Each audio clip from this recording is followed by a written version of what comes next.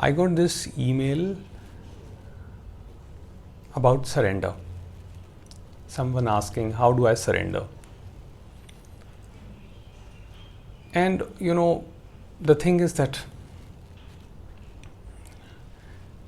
if you're asking, how do I surrender, then you're actually not surrendering.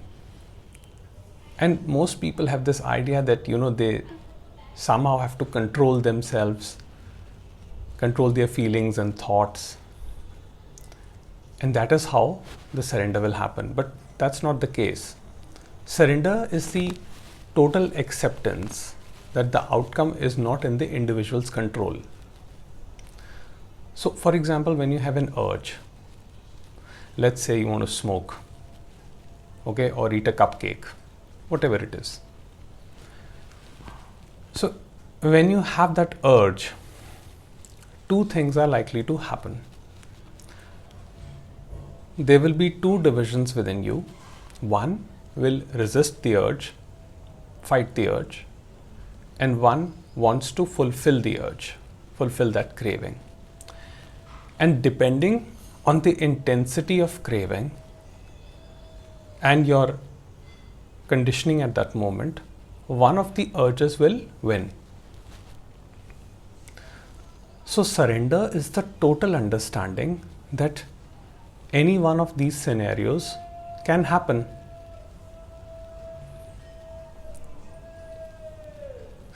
So the thing is that the mind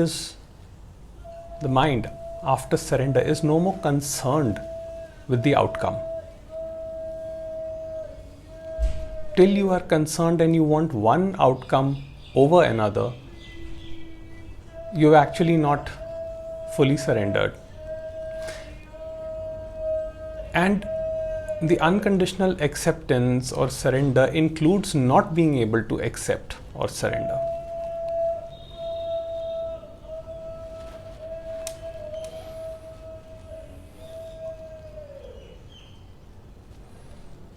So, it's not about forcing things on oneself, trying to favor one outcome over the other.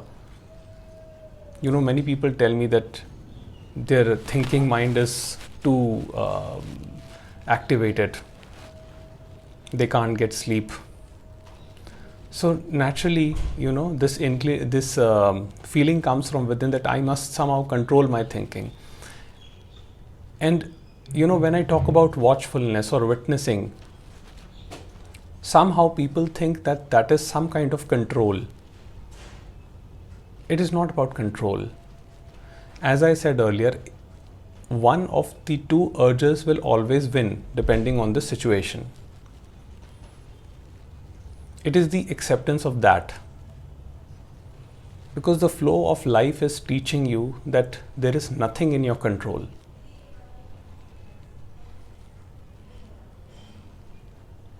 So does that mean we should completely give in to our cravings? No, it's okay. If the resistance comes up, let it come first. Watch the resistance first. You see, this watchfulness, layer by layer, becomes more and more subtle. And there comes a point when the concern drops. But it drops by itself. You, the individual, cannot do anything about it. The more you try to control things, more you try to do anything about it, the more aggravated the urge becomes. So witnessing does not mean you trying to control a certain outcome. It's not in your control.